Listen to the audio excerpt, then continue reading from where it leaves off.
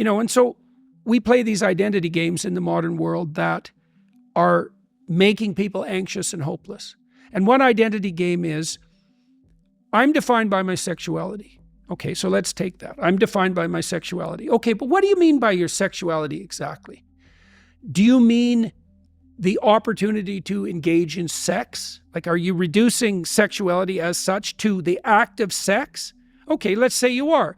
So now what you're telling me is that who you are is who you are when you're sexually desirous. That's what you've reduced yourself to. But it's even more than that. It's the kind of sexual desire that wants gratification right now, with no relationship whatsoever. So not only have you now reduced who you are to your sexual desire, you've reduced your sexual desire to the minimal set of preconditions that would satisfy it. Well, then the first question that might come up there is, why not just use porn? It's a lot simpler. And the answer to that is what people are doing. Well, it's no wonder that they're anxious and lonesome and aimless, because they've reduced themselves to a short-term desire. They've found the easiest possible way of gratifying that, and they've abandoned everything that would be a much broader conceptualization of what sexuality would be if it was embedded properly in, well, how about a relationship to start with? And these aren't just opinions.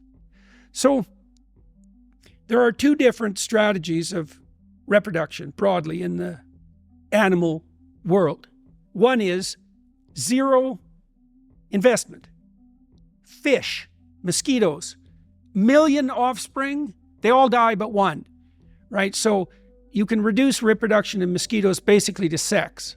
And you make a million mosquito offspring, all you need is one to survive, problem solved. Okay. On the opposite end of the spectrum, literally, are human beings, because we have the longest dependency period of any animal by a large margin. We have a high investment strategy, sexual reproduction strategy. So whatever sex is for human beings isn't, you're off and that's over. That's not what it is for human beings. It's embedded in a relationship.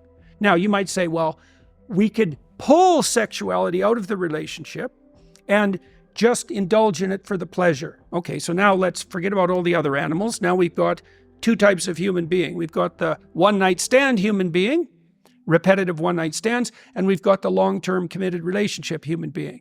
And then we might ask, okay, what are the personality characteristics of the people in those bins?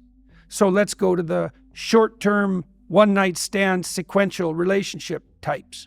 Okay. If they don't start out that way, they're going to end that way. Right? Because you can't use yourself or other people for short-term gratification. Look, the definition of a psychopath is someone who uses someone for short-term gratification. Okay, so it's definitional, right? So, and then you might say, well, I'm not like that. I just like sex. It's like, yeah, but if you practice that for 5 years, you're not going to become what you practice. And I talked to Russell Brand about this a little bit and I can say this because it was on his podcast, so it's not like this is secret. Russell had what Andrew Tate promises his followers. He had fame, he was charismatic, and he had more or less unlimited access to short-term sexual gratification. Okay, in combination with, the chemicals that make that even more likely, alcohol and cocaine, let's say. So what are the consequences? Well, I asked him, what were the consequences? You had this. He said, despair, anxiety, and hopelessness.